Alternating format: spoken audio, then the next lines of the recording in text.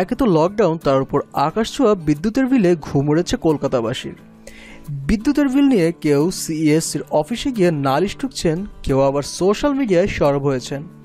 বাদ নেই টালিগঞ্জের তারকারাও। অঙ্কুশ, যশ, কৌশিক গঙ্গোপাধ্যায় সহ অনেকেই বিদ্যুতের বিলের ছবি সোশ্যাল মিডিয়ায় পোস্ট করে ক্ষোভ উগড়ে দিয়েছেন।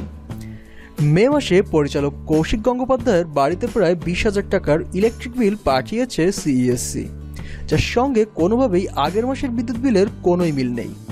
যদিও সেই বিলটি নেহাত কম ছিল না। নিজের ক্ষোভ উগড়ে দিয়ে পরিচালক লিখেছেন, আমরা 3 জন, অত্যন্ত সাধারণ জীবনযাপন আমাদের। বিশেষ করে এরকম অনিশ্চয়তার সময় আরও খরচ সামলে চলছি সবাই। খুব গরমের দুপুরে একটি ও রাতে শোবার সময় 2টি এসি চলে। কোনোদিন একসঙ্গে 3টা এসি চলে না আমাদের বাড়িতে, সবই এলইডির আলো।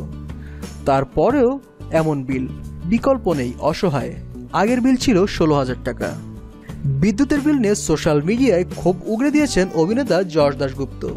বিলের ছবি পোস্ট করে যশ লিখেছেন, এটা স্বাভাবিক বিল হতে পারে না। সিইএসসিকে অনুরোধ করছি আমার বাড়ির বিল খতিয়ে দেখা হোক। আমার 17,660 টাকা বিল এসেছে।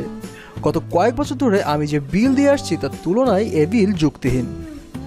যশের এই টুইটের নিচে কমেন্ট করেছেন অভিনেত্রী কৌশিনী মুখোপাধ্যায়। তিনি লিখেছেন, যশ, এটা অনেকের ক্ষেত্রেই হয়েছে। তুমি সিইএসসির সঙ্গে কথা বলে দেখো, আমার বাড়ির বিলও এমনটাই হয়েছে।